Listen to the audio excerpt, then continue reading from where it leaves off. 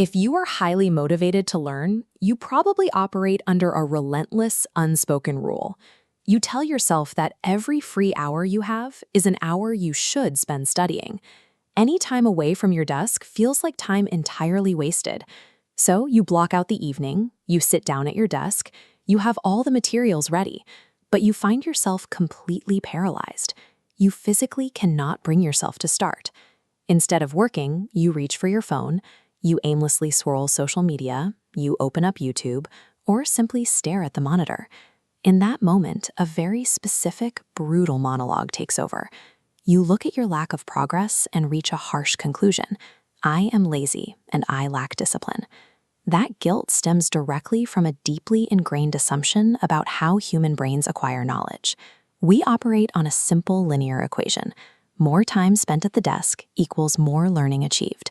But that math is deeply flawed. Blaming your lack of progress on a lack of willpower is a complete misdiagnosis. To understand why you actually freeze up, we have to look past your work ethic and examine the underlying biology of how your brain processes information. Every hour of deep study consumes a measurable amount of biological fuel.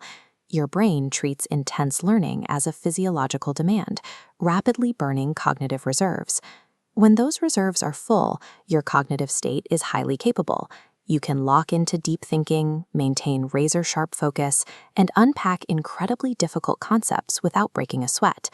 But the very act of using those abilities degrades them. As you absorb information, you continually drain the tank.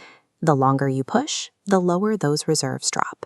Those avoidance behaviors you've felt guilty about earlier, the urge to check your phone, the urge to procrastinate, and craving instant gratification, are mechanical symptoms of an exhausted neural network desperately seeking an easy exit.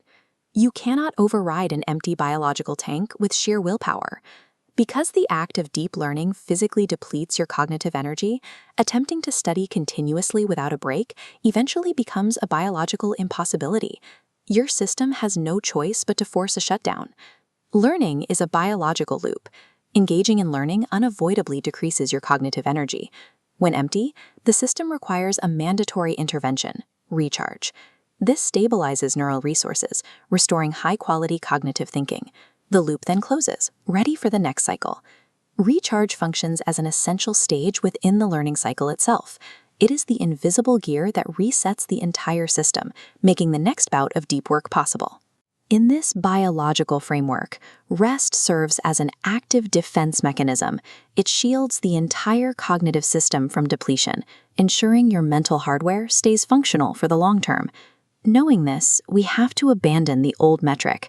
Measuring your intellectual growth by the number of continuous hours you suffer at your desk is mathematically flawed. Time alone does not produce growth. This new equation dictates your actual progress. It is based entirely on cycle quality, not duration.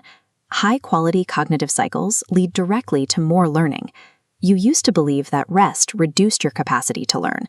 The scientific reality is that rest is exactly what enables you to learn. Stop measuring your dedication by how long you can stare at a screen before your brain shuts down.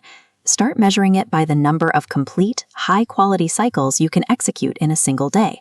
Real intellectual progress doesn't come from forcing yourself past the point of exhaustion.